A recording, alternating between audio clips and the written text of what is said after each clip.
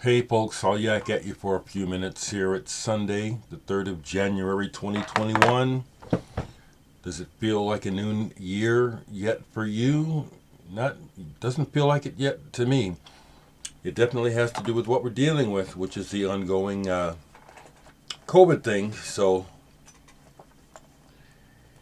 I know that's affecting me, which is, it's more the same. When things start to loosen up, lighten up, and numbers go down and stuff, that'll probably be when I start to feel the change. Something else that, due to my personal tragedy on New Year's Eve, completely forgot to mention the passing of MF Doom. Now, the folks that have been watching me a long time know that I love my people, and I love hip hop to a degree, but I don't really collect it and listen to it much. But MF Doom was unique. He was very good and caught my attention. One of the things about wordplay is that there can be a lot of references to popular culture and things that people have read that I know nothing about. And so some of that stuff completely eludes me, and I don't care. And there was a lot of that in MF Doom, but at the same time, his use of words and what he chose to rhyme with, and some of the images that he would use, set up in his words, it was notable. And then, I realized that he goes all the way back to that band, KMD, that did the thing with Third Base. Yeah. So rest in peace, MF Doom. And then interesting that he was gone for 2 months and they kept it on the down low. He died on Halloween. We didn't hear about it till New Year's Eve. Very interesting. But rest in peace to MF Doom. No, I don't have any Doom records. The other day, though, I was playing this because I have all kinds of music in my collection, people. Just because you haven't seen... you may have been watching me for 10 years and I still haven't shown you the breadth of what's in this house. Not at all. So you may have seen all my videos, you still don't know what's in this collection. Kool from the old school is one of my favorites. I like the way that he everyone used James Brown to sample and use beats on, but I really like the way Kool Modi's use of James Brown, and I also like Kool's intelligence. How You Like Me Now and Wild Wild West, back when they were happening, and they had the video on TV. I love that. A couple of the CDs to just show you, again, more of the variety that I have that maybe some people don't think I do. In Vogue. This is back when I was getting Kool promo stuff. And In Vogue was bad ass, right? With all of their hits. The big one, You're Never Gonna Get It, which is on here. But this is a very nice promo package. And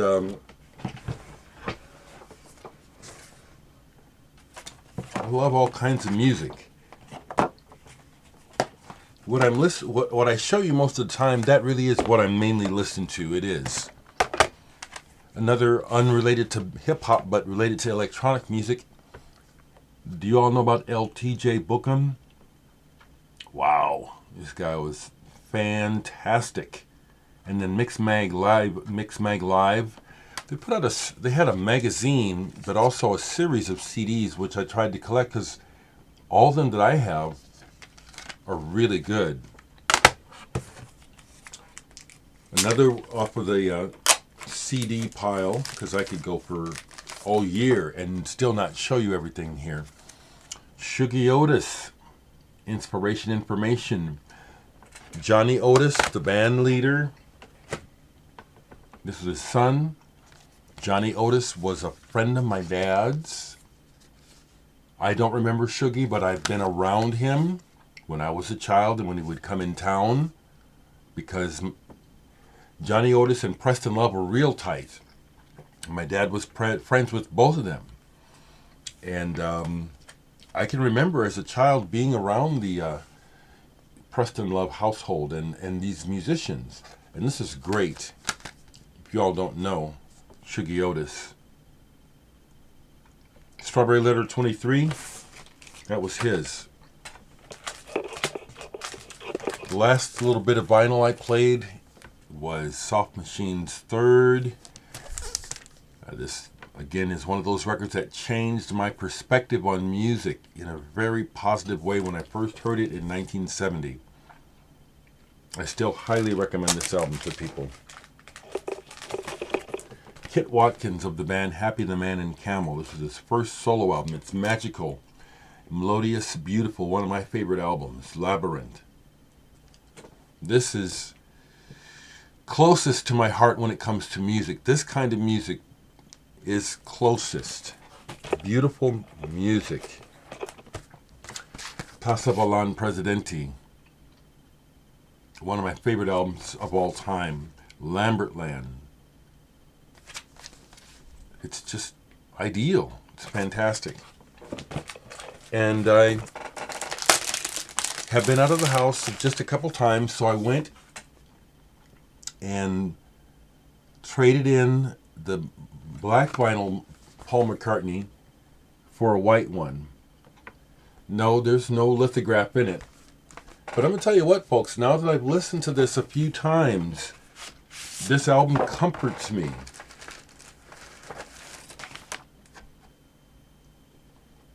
So glad that Paul is still alive and making music. I've read some really immature, I'll say that, some real immature reviews of this album. And it's like those and some other just really snarky reviews of this album. And all I have to say is all of those reviews, just like anything I say, anything you say, it's a reflection of us. So those people who think they're being so witty and so smart and he ought to just hang it up, they're saying a lot about their cold ass motherfucking selves, okay? Just like everything I say and things I don't say says a lot about me. We can't escape it, you know. Most people seem to be so dense they don't catch these things, but I'm very attuned to it. Okay, I just wanted to say those things. I'm doing okay. One of the things about the passing of my cousin in the time of COVID is that I'm not big on funerals, but it's hanging my family up because we cannot have the traditional funeral. And my basic family is Baptist, Black Baptist. And if you know anything about that, it's all about gathering and family and food. And I spent some time with Delena's, like I said, her uncle, not her dad, it's her uncle lives next to me. We spent a little time the other day. And they're just, very sad because they can't gather like they want to. So whatever is going on with this pandemic, however, whatever is really going on, because I don't know, my heart goes out to the disruption of people's lives where you're losing loved ones and you cannot have closure. That is weird. Whatever is going on, it's just really sad. It's just really sad. And the sooner the cloud of this pandemic can lift or whatever is going on, because I don't know. And don't any of you come over here talking to me like, well, I know what's going on and I thought you ought to know. And, bullshit. If you really know what's going on, then what the fuck are you doing about it? Because if I really knew what was going on and I had the power to do something, I wouldn't be sitting there making videos. So I don't want to hear no bullshit from anyone come over here trying to tell me anything. I had someone, let me finish, okay. I had a person, I'm not going to block him or unfriend him. He's a smart man, but I've never met him. But I called Andrew Warner a white terrorist, a white suicide bomber terrorist, the first in America. And I've had people say, oh, don't say it, don't say that. All these reasons why it couldn't be.